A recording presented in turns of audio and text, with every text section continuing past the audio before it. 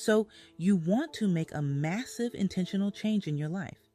Maybe you're setting this really intense goal for financial success, or, trying to call deep love into your life. Or maybe you're even sitting down to perform a highly specific ritual, laying out the candles and everything. Now, if that spell fails, the immediate reaction for most people is to look at the surface, right? We assume the words were wrong or the ritual was weak, or maybe we just didn't hustle hard enough. That's the default assumption. The truth we're exploring today is it's much deeper and honestly a bit more confrontational. As a modern esoteric practitioner myself, I can tell you magic or any true technology of intentional change, it fails when the person performing it is internally divided. And what's really fascinating here is that we're looking at a premise that crosses the boundaries of entirely different disciplines.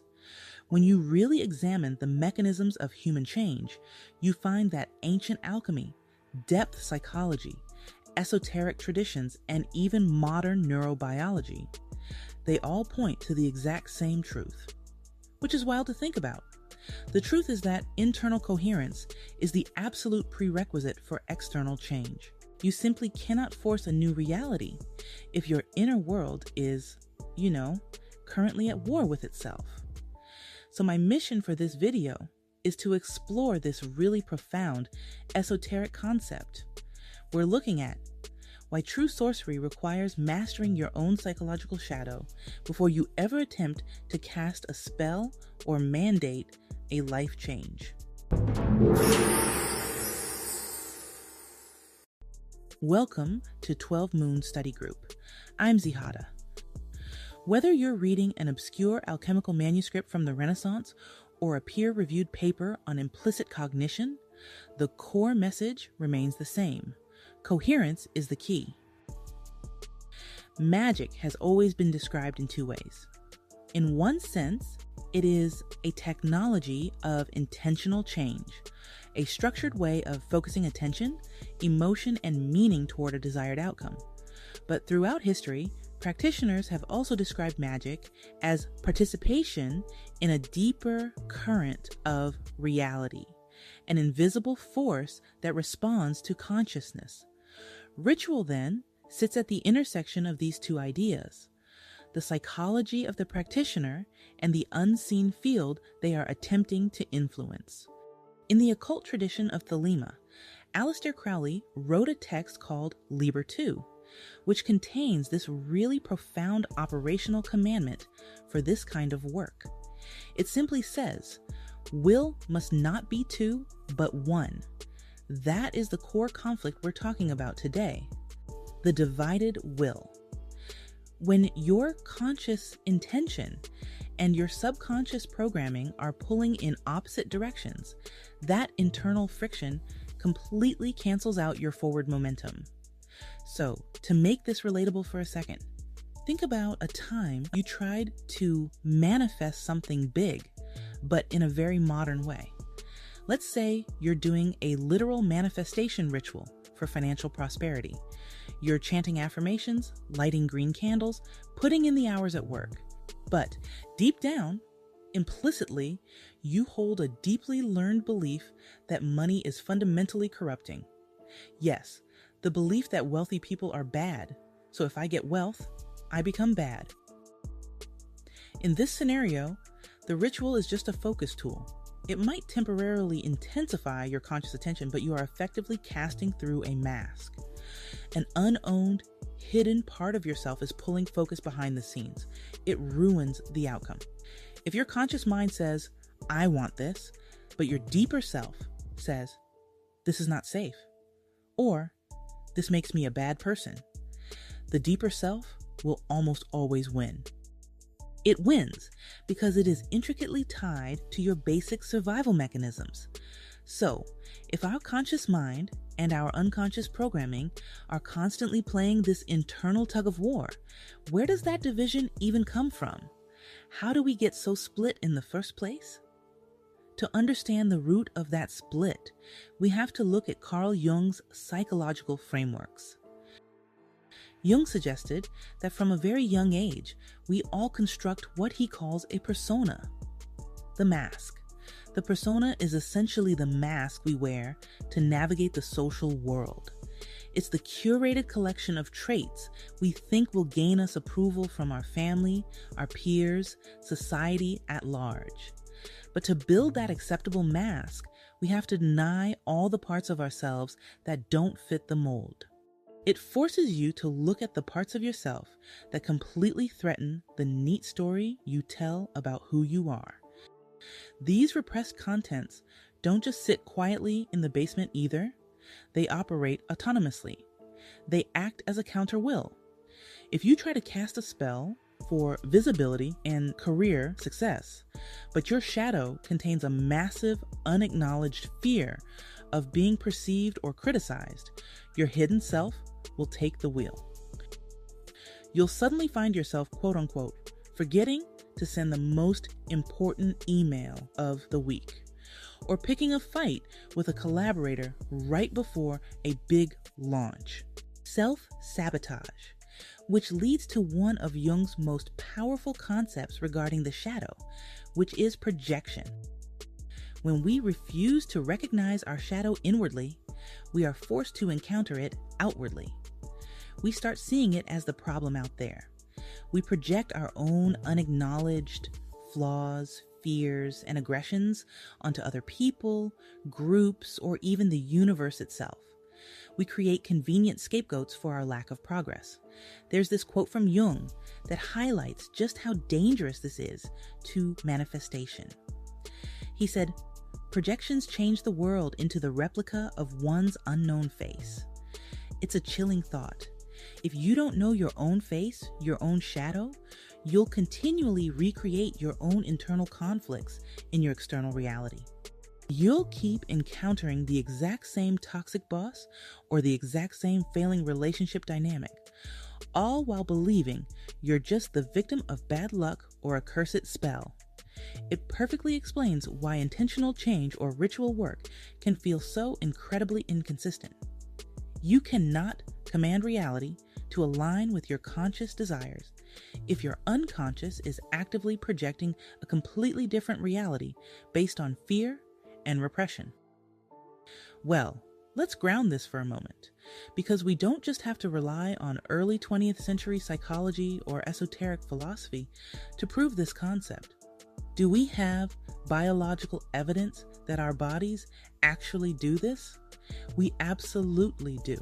In social psychology, we can look at the concept of cognitive dissonance, which is basically the experimentally legible form of the divided will.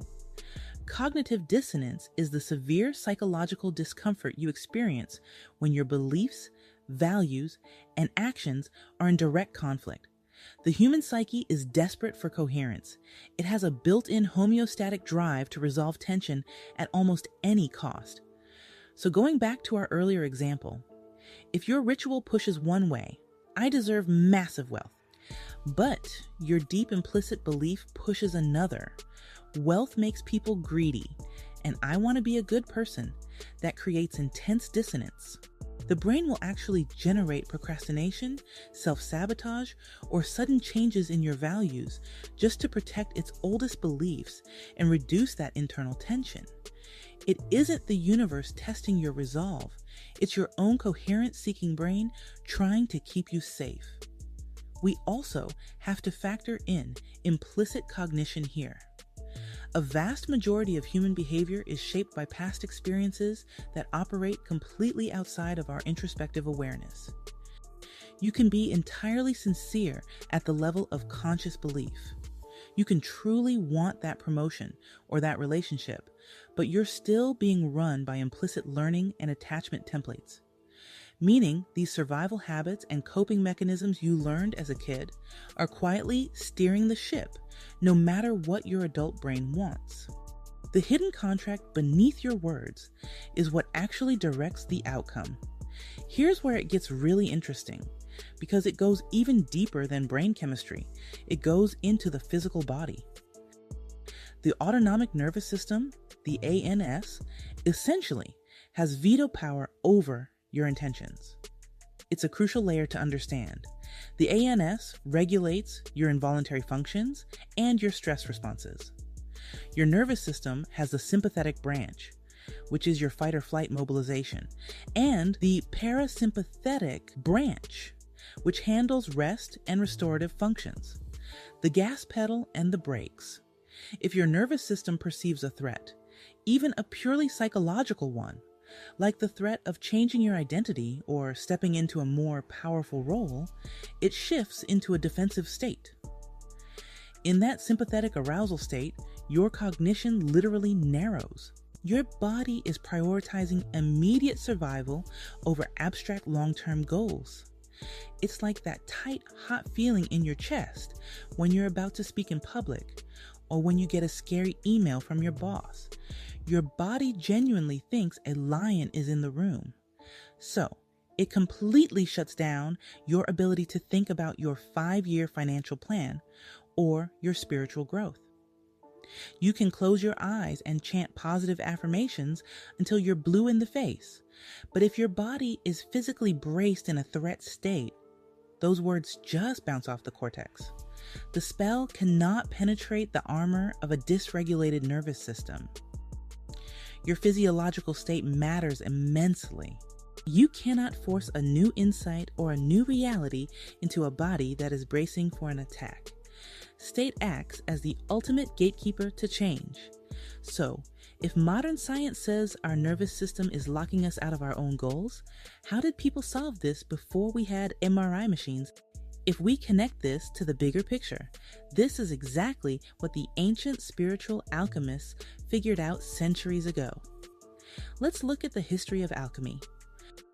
Most people assume alchemy was just proto-chemistry, men in dusty laboratories trying to physically turn lead into gold. That's the stereotype. But it evolved into something much more profound. It became a sacred science of transforming the human soul. The great work of alchemy was never just about a physical ritual in a laboratory. It was about operator transformation, meaning you don't merely perform an operation, you have to become the kind of vessel that can actually sustain the operation without shattering. And to understand this shift in European thought, there is an obscure but highly influential text from the late 16th century called Azoth and Fire. This text is fascinating. The author, operating in a very heterodox Protestant context, argued that the alchemical process of transmuting metals was identical to the process of spiritual salvation and moral perfection. They relied heavily on the Paracelsian concept of spiritus. Spiritus was seen as a subtle substance, a kind of animating life force that acted as the bridge between the heavy physical body and the eternal soul. To change the physical material, you had to refine the spiritus. You had to bridge the gap. And what really stands out is how radical this text was for its time. To grab the reader's attention, the author actually takes the number 666, which for centuries has been traditionally viewed as the ultimate symbol of evil and the Antichrist in Revelation, and completely flips the meaning to represent divine wisdom. It's a brilliant piece of historical reinterpretation. The author of Azoth and Fire does this by connecting a verse in Revelation about the number of a man directly to a verse in 1 Kings, the Solomon connection. That verse states that King Solomon, considered the wisest man in the world, received exactly 666 talents of gold every single year. So, the text argues that 666 is actually the secret number of the philosophical gold. It represents the divine wisdom that must be transformed by the philosophical fire. It's meant to show that true alchemical transformation requires breaking down everything you thought you knew, which maps perfectly onto the psychological shadow work we were just discussing. The alchemists had specific stages for this process. Before you get to the power, you have to go through the purification process. The alchemists called this first stage the negredo, the dark night of the soul phase. It is the painful breakdown of the ego structure and the direct confrontation with the shadow. You have to dissolve the false masks and face the unintegrated parts of yourself. It's dark, it's difficult, and it is absolutely necessary. You cannot skip the negredo. And then once you survive that breakdown, you move to the albedo, the washing phase. In modern terms, this is making your implicit beliefs explicit. It's settling the nervous system, washing away those conditioned threat responses so you can actually see your reality clearly.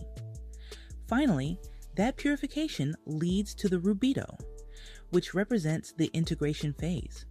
This is the unification of opposites, where the mind, the body, and the shadow are fused into a single unified will. A fascinating parallel here is the motif from the famous Emerald Tablet of Hermeticism, which states that the work ascendeth from the earth to heaven, and descendeth again to the earth. I love that imagery so much. Insight must descend into meaning.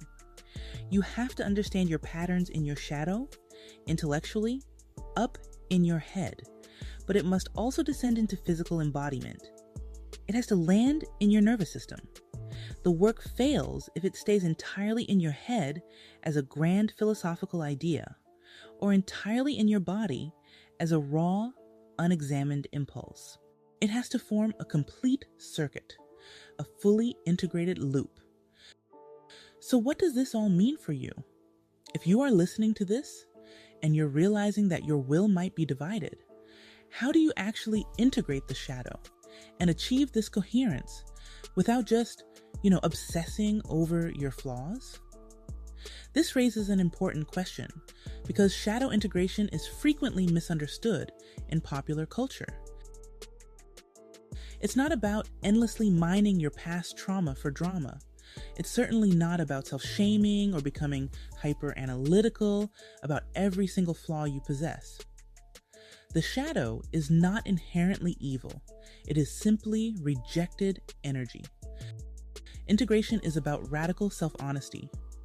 As the Jungian analyst Eric Newman put it, you have to grant the shadow freedom to share in your life. You acknowledge that you have a hunger for power, or that you're terrified of rejection, or that you're deeply angry. You allow those truths to sit at the table with you, and when you stop denying them and locking them in the basement, they stop operating as hidden saboteurs. You remove the internal contradiction, which is incredibly freeing. And from a scientific perspective, there's a really hopeful mechanism for how this actually happens in the brain. Research into neuroplasticity shows that our neural pathways can absolutely be rewired through experience. Specifically, studies on memory reconsolidation have shown that old, deeply ingrained fear memories can actually be updated. How does that work in practice? Do we just overwrite the memory? Well, not exactly overwrite, but update. You essentially have to reactivate the old, fearful pattern, the shadow belief, but simultaneously pair it with a new contradictory experience of safety and coherence.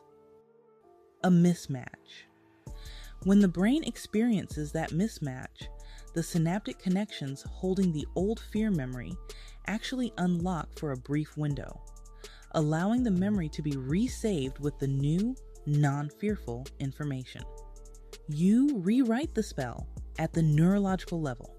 That is basically the scientific definition of an initiation. Coherence is not about possessing a cosmic remote control to force the universe to do your bidding. Coherence is about removing your own internal contradictions so that your actions, your beliefs, and your nervous system, mind, body, and spirit flow together in the reality you actually inhabit. The real spell isn't the ritual. The real spell is coherence. True sorcery, true intentional change requires the practitioner to be whole. You have to integrate the shadow so that your mind, your body, and your will form a single, undivided current. Because as Crowley wrote, will must not be two, but one. I think the most vital takeaway for anyone listening is this. Whenever you feel stuck, whenever a goal or an intention seems to be constantly blowing up in your face, the question to ask yourself is not whether you are trying hard enough. The question is whether a hidden, unintegrated part of yourself is quietly pulling in the exact opposite direction. So, I leave you with this final provocative thought to mull over on your own. If internal coherence and shadow integration are the absolute prerequisites for a single person to successfully cast a spell of intentional change, what does that mean for a society? Can a culture that is deeply divided against itself, constantly projecting its shadow onto different groups and refusing to look at its own face, ever successfully manifest a better future? Or are we, culturally speaking, just permanently stuck in the Negredo? That's a powerful question to end on. If this made sense to you, my last video on the Matrix goes deeper into how to actually work with this idea in your everyday life and spiritual practice. Or watch this video that YouTube recommends for you.